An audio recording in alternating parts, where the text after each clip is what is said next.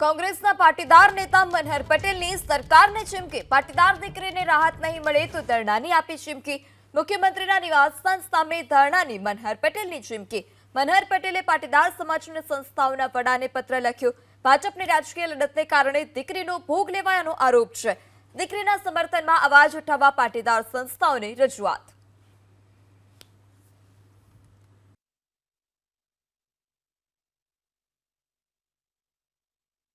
રાજકીય રીતે અમરેલીની રાજનીતિમાં બે પક્ષો જે ભારતીય જનતા પાર્ટીના સામસામે પત્રો લખાણા, સાચા ખોટા એ તપાસ કરવાની ભારતીય જનતા પાર્ટી સરકારે હજી આજ સુધી તજવીજ હાથ નથી ધરી।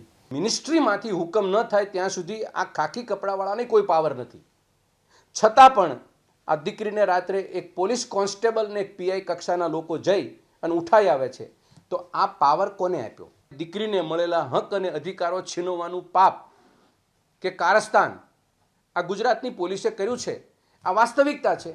એનો જવાબ ભાજપાની સરકારમાંથી કોઈ પણ તરફથી મળ્યો નથી। પોલીસ તરફથી કે ભાજપા સરકાર તરફથી જે સંવેદના પ્રગટ કરવાની થાય એ સંવેદના પ્રગટ કરવામાં પણ આ સરકાર નિષ્ફળ ગઈ છે। દીકરી સાથે થયેલો અમાનુષી ભર્યો વ્યવહાર, કાયદાની વિરુદ્ધનો, એને લઈ હું દીકરીના ન્યાય માટે લડવા માટે નીકળીશ અને એમાં મુખ્યમંત્રીને એના ઘર સામે આ 24 કલાકની અંદર જો દીકરી કસ્ટડી મુક્ત નહીં થાય તો મૌન ધરણા કરવા માટેનો મારો પ્રોગ્રામ હશે।